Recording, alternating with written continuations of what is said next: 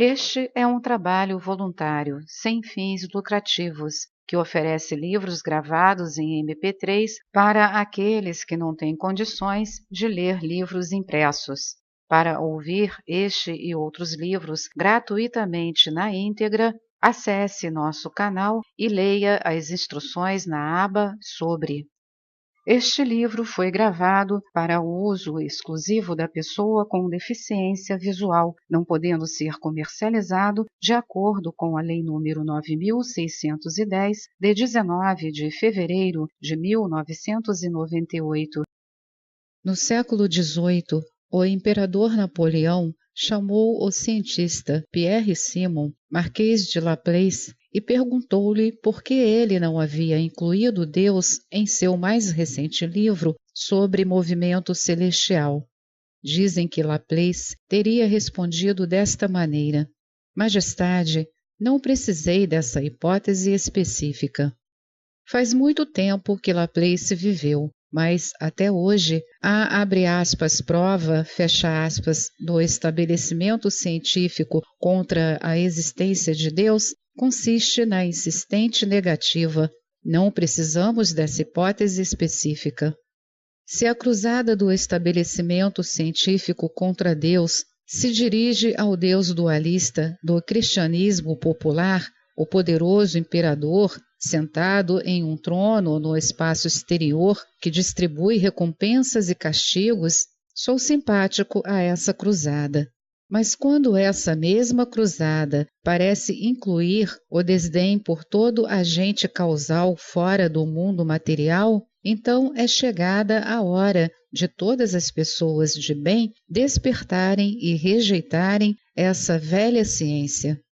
Este livro mostra que todas as ciências, física, biologia, psicologia e medicina, necessitam da hipótese da causação descendente, introduzida como uma escolha consciente entre os potenciais quânticos, a fim de compreender seus princípios e dados mais básicos. O agente dessa causação descendente, a consciência quântica, é aquilo que as tradições espirituais esotéricas de todo o planeta chamam Deus, apesar das visões populares. A teoria e fatos apresentados neste livro como evidências científicas da existência de Deus falam por si sós. Assim, considere: não podemos encontrar uma física melhor do que a física quântica. Sua teoria é sólida, seus dados comprobatórios são impecáveis. Não podemos encontrar uma interpretação melhor da física quântica do que a interpretação baseada na consciência idealista, pois é a única interpretação livre de paradoxos. Não podemos encontrar uma metafísica melhor do que a do primado da consciência para basear nossa ciência, pois apenas esta filosofia abrange todas as nossas experiências. Não podemos compreender a criatividade sem o conceito dos saltos quânticos de descontinuidade. Não podemos encontrar uma explicação para as lacunas fósseis da evolução sem a ideia da causação descendente e da criatividade biológica. Não podemos encontrar maneiras de distinguir a vida e a não-vida e o consciente e o inconsciente sem a ideia da hierarquia entrelaçada. Não podemos resolver os paradoxos da cisão sujeito-objeto em nossa percepção normal sem os conceitos de causação descendente, hierarquia entrelaçada e não localidade. Não podemos compreender os abundantes dados experimentais de nossa interconectividade sem a não localidade da consciência. Não podemos compreender inúmeras informações sobre experiências de quase-morte e reencarnação sem o conceito dos corpos sutis não físicos. Não podemos compreender a acupuntura e a homeopatia sem o conceito das energias vitais não físicas.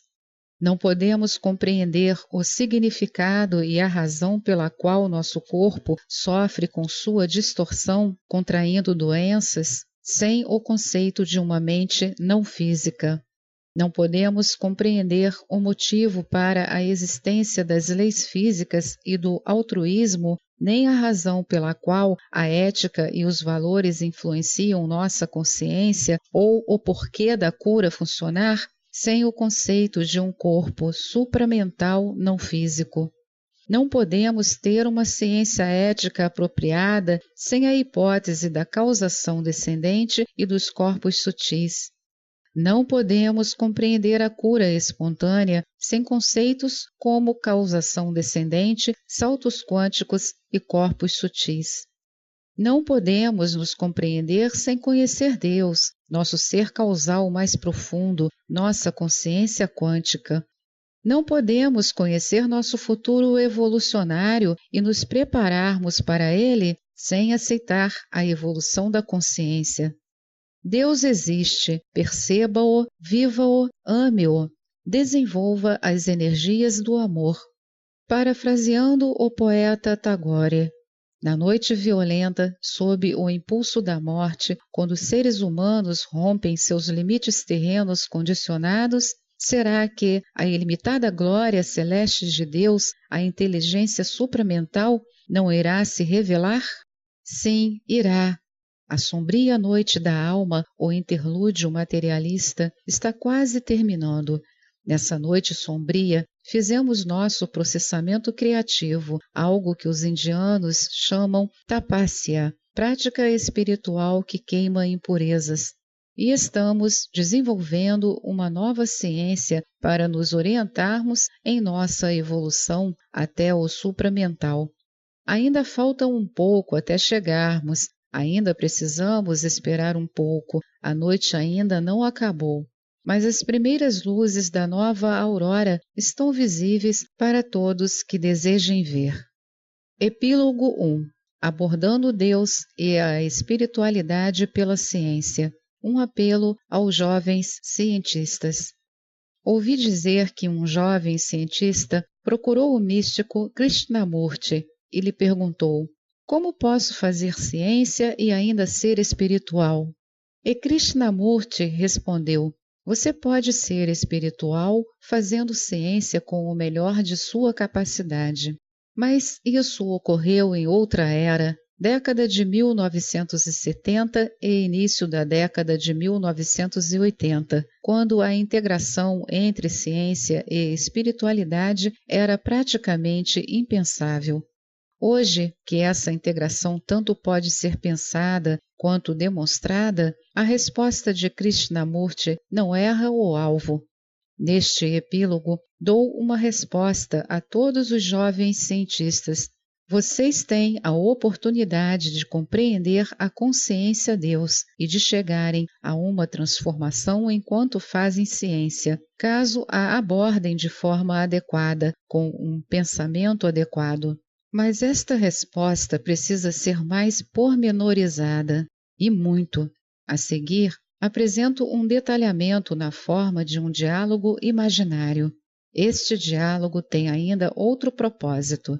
Há um antigo ditado que diz que velhos cientistas nunca mudam de ideia durante uma mudança de paradigma, mas acabam morrendo. A mudança de paradigma apresentada neste livro não irá convencer nenhum seguidor ferrenho de paradigmas antigos, mas, sendo um pouco mais técnico do que o conteúdo principal do livro, este diálogo pode proporcionar aos jovens cientistas um estímulo adicional para que lidem com a ciência de forma diferente. Os jovens cientistas são a chave para a mudança de paradigma. Os não cientistas podem pular a parte que se aprofunda na ciência e retomar a discussão generalizada mais adiante. Jovem cientista, gostei do que você escreveu neste livro, mas ainda tenho muitas dúvidas, pois vejo que seus argumentos são meio incompletos. Autor sorrindo, e pensei que tinha esgotado o assunto. Por favor, me dê um exemplo. Jovem cientista, a parte mais evidente e negligenciada é seu total descaso quanto ao fato de haver muitas outras soluções para o problema da mensuração quântica, além daquele que você menciona, e nenhum mais radical. Há a teoria da pluralidade dos mundos, a favorita de muitos físicos. A interpretação transacional também é outra favorita. Você, no mínimo, poderia ter dito a verdade, que existem alternativas viáveis para se levar a consciência à física. Autor: pode ser, mas não vi nenhuma. As duas alternativas que você mencionou são dualistas. Presumem que o aparato final da mensuração seria não material, sem dizê-lo. Naturalmente, eles usam uma boa camuflagem. Jovem cientista: não entendi. Autor: remova seus antolhos. A teoria da pluralidade dos mundos parece atraente porque os autores mostram algo atraente, que não é necessário um colapso quântico descontínuo. Podemos ser completamente fiéis à matemática da física quântica e resolver o problema da mensuração quântica percebendo que uma mensuração envolve uma proliferação de universos paralelos, cada um contendo a manifestação de uma das facetas da onda de possibilidade quântica envolvida. Percebe a camuflagem?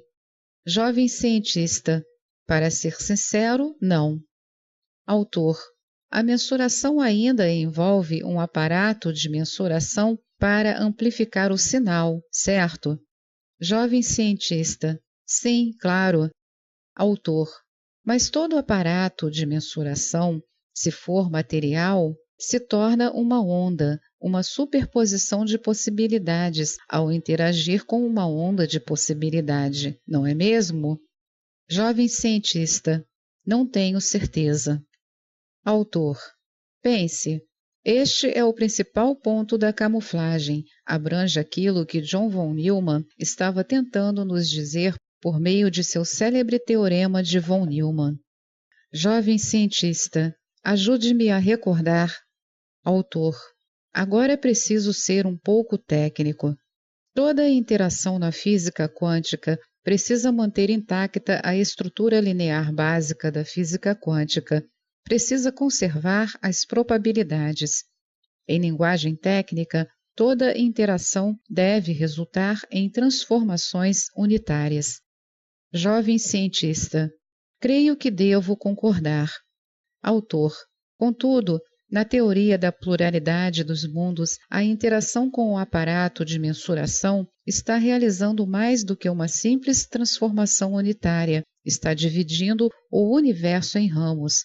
O mesmo se aplica à interpretação transacional, na qual se presume que a interação em conjunto com o aparato de mensuração aciona de algum modo a emissão de uma onda de probabilidade que recua no tempo. Estão propondo aparatos de mensuração que não são feitos de matéria obediente à física quântica. Jovem cientista: e o que falar das variações da ideia original da pluralidade dos mundos? Autor: a mesma crítica se aplica sempre. Jovem cientista: compreendo.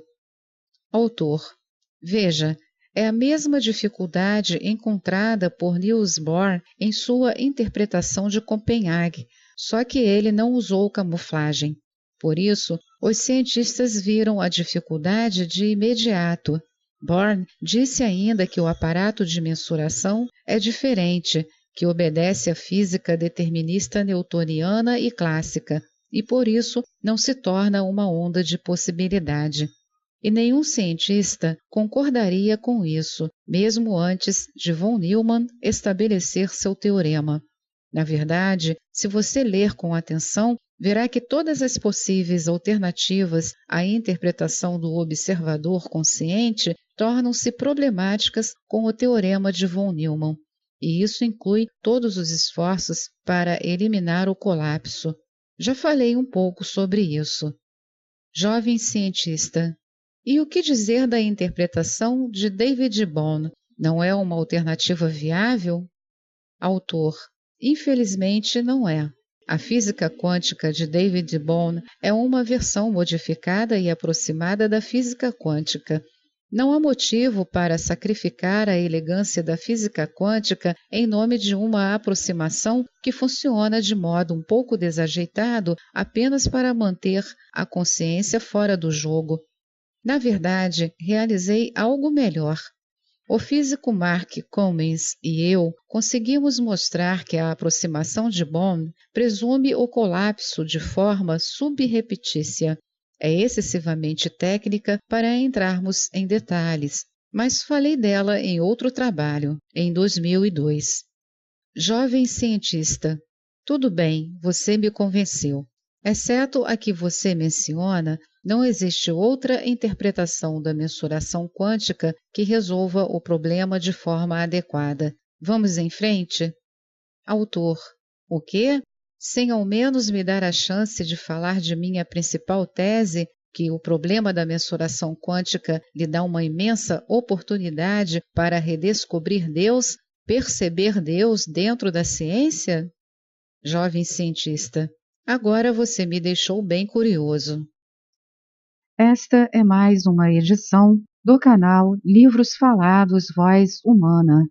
Que o bem, o bom e o belo se multipliquem em benefício das criaturas.